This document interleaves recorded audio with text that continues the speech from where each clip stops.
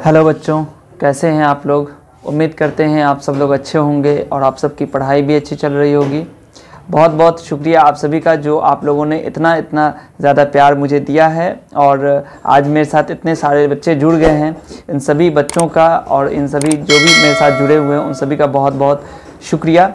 पिछली वीडियो में मैंने आपके सामने 11.1 प्रश्नावली के 4 प्रश्नों को हल करके दिखाया था। आज की वीडियो में आगे के प्रश्नों को हम लोग हल करेंगे और देखेंगे कि हम लोग कैसे जो आगे के प्रश्न हैं उनको हम कितनी आसान तरीके से हम लोग हल कर सकते हैं। तो वीडियो को पूरा देखिएगा, ध्यान से देखिएगा। और अगर 1 to 4 का जो हल है उसको आपने नहीं देखा है तो वो पिछली वीडियो में मैंने दिया है, आई बटन में उसका लिंक है, आप वहाँ पर क्लिक करके देख सकते हैं। तो चलिए आगे की वीडियो को देखते हैं। ये जो प्रश्नावली है, जैसा कि आपको पता है कि ये बिहार बोर्ड क्लास 8 की मैथ से ये जो प्रश्नावली 11.1 है, इसके हम लोग सवालों को हल कर रहे हैं। वीडियो अच्छी लगे तो इसे अपने दोस्तों के साथ शेयर कर दीजिएगा और चैनल को अगर अभी तक सब्सक्राइब नहीं किया है तो प्लीज़ चैनल को सब्सक्राइब कर दीजिएगा। तो चलिए वीडियो को शुरू करते हैं, देखते हैं कि आगे के प्रश्न को कैसे हल करते हैं। देखिए यहाँ पर जो 5वां प्रश्न है वो है, मकान के एक मॉडल में उसकी ऊंचाई 5 सेंटीमीटर व क्रमशः लंबाई व चौड़ाई 12 सेंटीमीटर व 8 सेंटीमीटर है। यानी कि जो मॉडल है मकान का, उसमें जो मॉडल में जो उसकी ऊंचाई है 5 सेंटीमीटर और चौड़ाई 12 सेंटीमीटर और लंबाई 12 सेंटीमीटर और चौड़ाई 8 सेंटीमीटर है।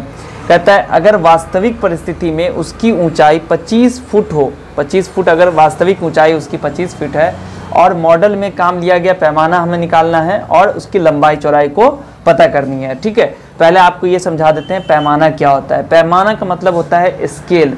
मतलब ये हुआ कि जो हम लोग लेते हैं जितनी सेंटीमीटर की लंबाई, एक्चुअल में वो कितनी लंबाई को दर्शा रहा है, इसके रेशियो को हम लोग कहते हैं स्केल या फिर पैमाना। ठीक है, for example 1 centimetre is equal to actual में 1 सेंटी, जो अभी यहाँ पर 1 सेंटीमीटर है, एक्चुअल में वो हमारा मान लीजिए कि 1 फीट को दर्शा रहा है या फिर 5 फीट को दर्शा रहा है। ठीक है, तो इसी रेशियो को हम लोग कहते हैं इसके रेशियो को हम लोग कहते हैं स्केल या फिर पैमाना। तो आपको यही बताना है कि इसका पैमाना क्या है और एक्चुअल में लंबाई और चौड़ाई क्या है मकान की। ठीक है, तो देखिए यहाँ पे आप लिखिएगा मॉडल में, यहाँ पे आपको लिखना होगा मॉडल में और यहाँ पे लिखिए वास्तविक में। ठीक है, मॉडल में और वास्तविक में। चलिए यहाँ पर हम लोग लिखते हैं पहले क्या है, यहाँ पर जो हमें दी गई है, यहाँ पर हम मान लेते हैं, चलिए लिखिए लंबाई चौड़ाई और इधर लिख देते हैं ऊंचाई। ठीक है, हमने लिख लिया। अब देखिए मॉडल में लंबाई कितनी है 8 सेंटीमीटर, 12 सेंटीमीटर और चौड़ाई कितनी है 8 सेंटीमीटर। तो मॉडल में लिख लीजिए यहाँ पर 12 सेंटीमीटर और चौड़ाई कितनी है, चौड़ाई है 8 सेंटीमीटर और ऊंचाई कितनी है, ऊंचाई है हमारे पास 5 सेंटीमीटर। ठीक है, अब वास्तविक में है 25 फुट, यहाँ पे लिखिए 25 फुट। ठीक है, और यहाँ पर आप देखेंगे ये आपको पता करना है, ये पता करना है, तो इसको मान लीजिए x और इसको मान लीजिए y। ठीक है, आपको पता है कि जो भी इसमें दिया जाएगा लंबाई का, जो मॉडल में जो स्केल होगा उसी के हिसाब से हम लोग, स्केल का मतलब मैंने बता दिया कि जो हम लोगों की लंबाई मॉडल के अंदर होती है और जो एक्चुअल में होती है उस दोनों का रेशियो, यानी कि मॉडल में जो लंबाई दिखाई जा रही है 1 सेंटीमीटर या 1 मीटर या फिर 1 इंच की जो लंबाई है वो वास्तविक में कितने को दर्शाती है, इसी के रेशियो को हम लोग कहते हैं स्केल, पैमाना। तो यहाँ पे आप जानेंगे कि सभी का जो रेशियो होगा वो होगा बराबर। ठीक है, तो देखिए ऊंचाई का जो यहाँ पर मॉडल में और वास्तविक में दिया गया, इसका रेशियो क्या हो जाएगा, हम जानते हैं कि 12/x is equal to 8/y is equal to 5/25 foot है। ठीक है, तो आप इसको लिख लीजिए 25 ही लिख लीजिए। ठीक है, क्योंकि 1 सेंटीमीटर कितने फुट को दर्शा रहा है, यहाँ पे ज़रूरी नहीं है कि आपको एक यूनिट होना चाहिए। अगर आप एक यूनिट कर लेते हैं बहुत अच्छी बात है कि 25 फुट, 1 फुट में कितने सेंटीमीटर होते हैं, तो 1 फुट में होते हैं अप्रॉक्स 30 सेंटीमीटर होते हैं, ठीक है, 1 फुट में 30 सेंटीमीटर होते हैं। तो यहाँ पर कितने हो जाएंगे, 1 फुट में इतना हो गया, तो 25 फुट में कितना हो गया, 25 3 75, यानी कि 750 सेंटीमीटर, ठीक है। अब आप देखिए कितना हो जाएगा, यहाँ पर अगर हम देखते हैं तो 5 बाई 750 है, तो ये हो गया 5 1 5 और 150, यानी कि 1/150 कितना हो गया, 1:150, यानी कि 1 सेंटीमीटर 150 सेंटीमीटर को दर्शा रहा है, ठीक है। अब 150 सेंटीमीटर हो गया, तो 150 सेंटीमीटर कितना हो जाएगा, यहाँ पर देखिए आप 150 सेंटीमीटर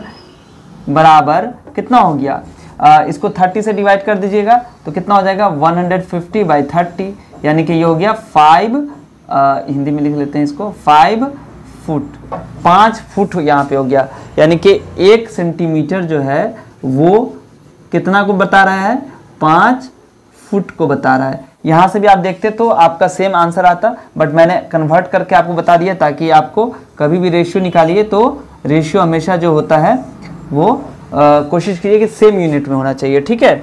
तो 5/750 हो गया और 7/750 हो गया, तो कितना हो गया, 1:150 हो गया, मतलब 1 सेंटीमीटर बराबर 5 फुट हो गया। मतलब 1 सेंटीमीटर, अगर हम मॉडल के अंदर 1 सेंटीमीटर लाइन ड्रॉ करते हैं तो एक्चुअल में वो मुझे कितना बताएगा, 5 फुट बताएगा, ठीक है। अब यहाँ पर देखिए कि जो हमारा रेशियो है 1:150, ये सभी में बराबर होना चाहिए, यानी कि अगर हम इसको ऐसे कर दें 8/y इज इक्वल टू 5/750, और इधर अगर करते हैं 12/x इज इक्वल टू 5/750, ठीक है। अब दोनों को हल करके x y की वैल्यू निकाल लीजिए। देखिए यहाँ पे हो जाएगा 5 × y इज इक्वल टू 8 × 750, तो y बराबर क्या हो जाएगा, 8 × 750 डिवाइड बाई 5, और इसको अगर आप कैंसिल कर देंगे तो ये हो जाएगा हमारा 15 8 120, और यहाँ पे एक 0 आ गया। इसका मतलब y की वैल्यू कितनी आ गई, 1200, मतलब 1200 क्या निकल के आ गया है, सेंटीमीटर, ठीक है। तो यहाँ पे हो जाएगा आपको 30 से डिवाइड कीजिएगा तो 40 फुट, ठीक है। और यहाँ पे इसको करके देखिए तो कितना हो जाएगा, 5 × x 12 × 750, तो x बराबर हो जाएगा 12 × 750 डिवाइड बाई 5, तो कितना हो जाएगा, 5 से काटेगा तो 150 आ जाएगा, और गुना करके आ जाएगा 180, फिर एक 0 ऊपर डाल दीजिएगा, बराबर कितना हो गया, ये सेंटीमीटर में निकल के आ गया, तो इसको फुट में बदलिएगा कितना हो जाएगा, 60 फुट, ठीक है।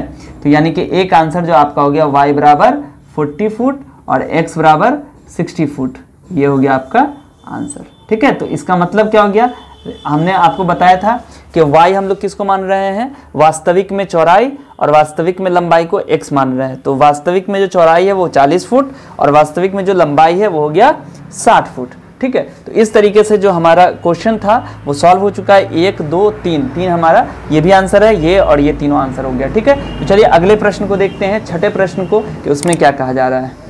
अगला क्वेश्चन है, छठा क्वेश्चन है, मान लीजिए 2 किलोग्राम दाल में 7 × 10⁵ क्रिस्टल हैं, तब दी गई दालों की मात्रा में कितने क्रिस्टल होंगे।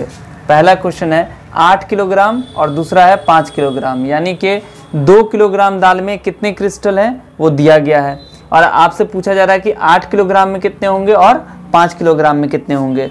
तो जब एक यहाँ पर 2 किलोग्राम का दे दिया है तो 8 किलोग्राम और 5 किलोग्राम का भी हम लोग आसानी से निकाल सकते हैं। क्या करेंगे, यहाँ पर देखिए, यहाँ पर लिखेंगे दाल की मात्रा, यहाँ पर लिखेंगे दाल की मात्रा, और इस यहाँ पर लिखेंगे हम लोग क्रिस्टल की संख्या। क्या लिखेंगे, क्रिस्टल की संख्या। देखिए दाल की मात्रा कितनी है, 2 kg, तो 2 kg में कितने क्रिस्टल हैं, 7 × 10⁵ क्रिस्टल हैं, और हमें निकालना कितना है, 8 किलोग्राम का और 5 किलोग्राम का। तो मान लेते हैं कि 8 किलोग्राम में x क्रिस्टल हैं और इसमें y क्रिस्टल हैं। दोनों में रेशियो सेम आएगा, यानी कि ये समानुपात में हो गया, सीधा समानुपात। तो क्या हो जाएगा, देखिए 2/7 × 10⁵ इज इक्वल टू 8/x। ठीक है, ये हो गया। और दूसरे तरीके से हम लोग क्या कर सकते हैं, इसको हम लोग 2/7 × 10⁵ इज इक्वल टू 5/y, यानी कि इसका रेशियो तीनों का रेशियो बराबर होगा। तो ये रेशियो बराबर हो गया इस रेशियो के, और ये रेशियो हमारा बराबर हो गया इसके। ठीक है, अब इसको हम लोग हल करेंगे और हमें एक्स वाई की वैल्यू निकल जाएगी। क्या हो जाएगा, देखिए 2 × x, क्रॉस मल्टीप्लिकेशन करने के बाद 2 × x हो गया, और ये बराबर हो जाएगा 8 × 7 × 10⁵ के। ठीक है, अब क्या हो जाएगा, x की वैल्यू निकल जाएगी आपको यहाँ से 8 × 7 × 10⁵ डिवाइड बाई, ये 2 गुना में है, इधर आएगा डिवाइड हो जाएगा, 2 1 2, 2 4 8। अब इसको देखिए 4 7 28 × 10⁵, ये किसकी वैल्यू आ गई, x की वैल्यू आ गई। ठीक है, तो इस तरीके से हमारे पास x की जो वैल्यू थी वो निकल गई। अब यहाँ से देखिए फिर इसको गुना कीजिए 2 × y, यहाँ पर लिख दीजिए, या 2 × y इज इक्वल टू 5 × 7 × 10⁵। फिर यहाँ पे क्या करेंगे हम लोग, y बराबर क्या हो जाएगा, 5 × 7 × 10⁵ डिवाइड बाई 2।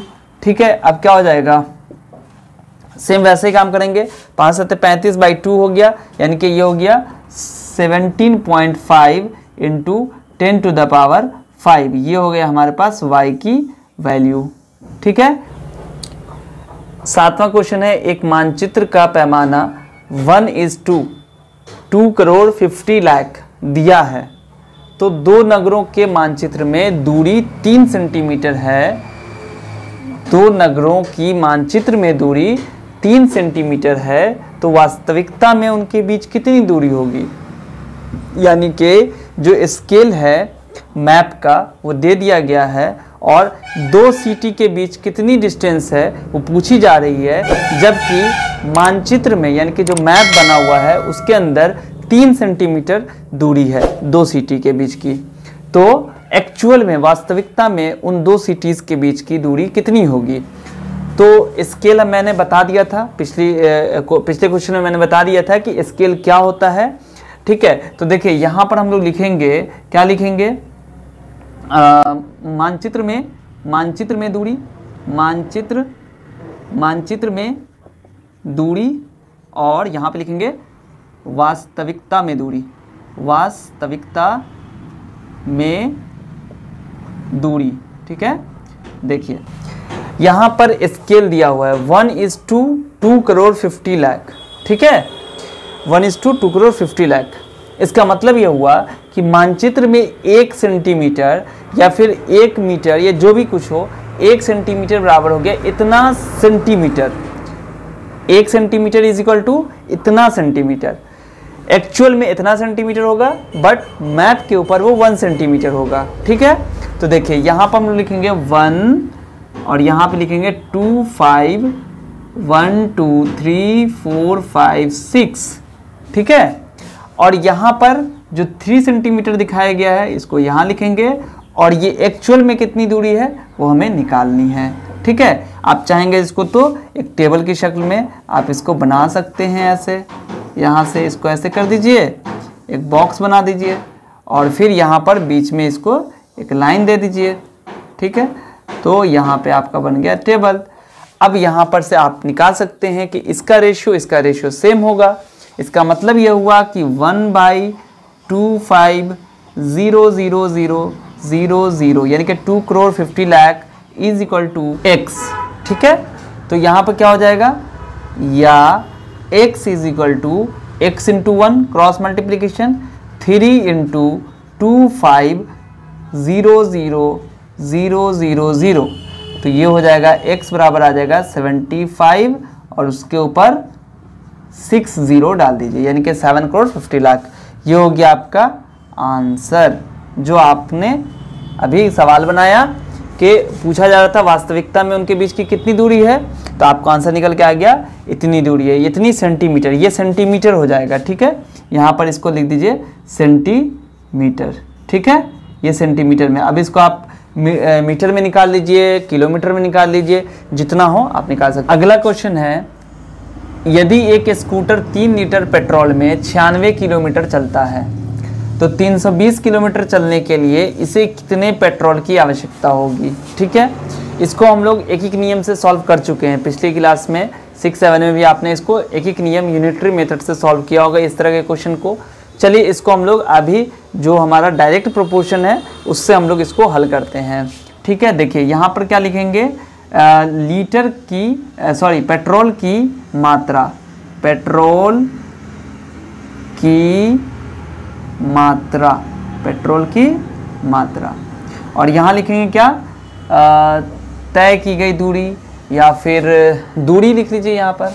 ठीक है, दूरी, कितना पेट्रोल डलाएंगे तो कितनी दूर जाएगा।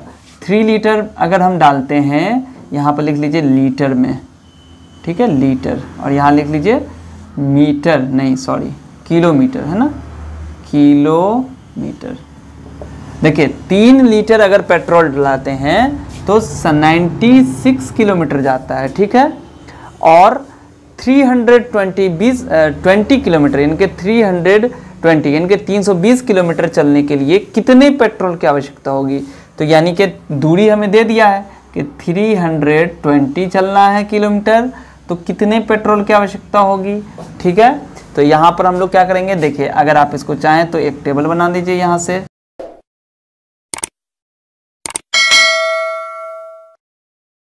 देखिए ये टेबल बन गया। आपको पता है कि 3/96 is equal to x by 320, तो क्या हो जाएगा, x into 96 is equal to 3 into 320, क्या हो जाएगा, x is equal to 3 into 320 divide by 96, कितना हो जाएगा। देखिए यहाँ से काटेगा तो 3 3 ज़ा 9, 3 2 ज़ा 6, 32 हो गया, और 32 दाएं के 320, यानी कि ये हो गया आपका 10।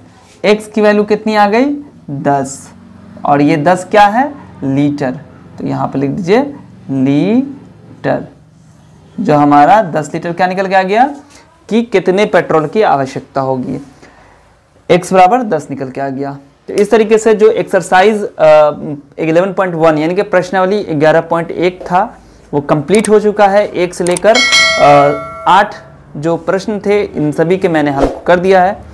अगली वीडियो में हम लोग इन्वर्स प्रोपोर्शन के कॉन्सेप्ट को समझेंगे, तो उस वीडियो को भी देखिएगा आप। और जो ये वीडियो मैंने बताई, जो ये मैंने प्रश्न अभी आपके सामने हल किए हैं, अगर इसमें से कहीं कोई डाउट रह गया आपको तो कमेंट सेक्शन में हमसे ज़रूर पूछ लीजिएगा। ठीक है, और वीडियो पसंद आई है अगर तो इसको लाइक कर दीजिए, शेयर कर दीजिए अपने दोस्तों के साथ। और मुझे उम्मीद है कि जो भी मुझे देख रहे हैं अभी वीडियो, उन सभी ने मेरा चैनल ज़रूर सब्सक्राइब कर लिया होगा अभी तक। तो अगर अभी तक आपने मेरे चैनल को सब्सक्राइब नहीं किया है तो प्लीज़ हमारे चैनल को सब्सक्राइब कर लें, और क्योंकि इस तरह की वीडियोज़ आपको और भी बहुत सारी अभी इस चैनल पर मिलती रहेंगी। ठीक है, मिलते हैं फिर आपसे अगली वीडियो में, तब तक अपना ख्याल रखिए। वीडियो देखने के लिए आप सभी का बहुत बहुत शुक्रिया।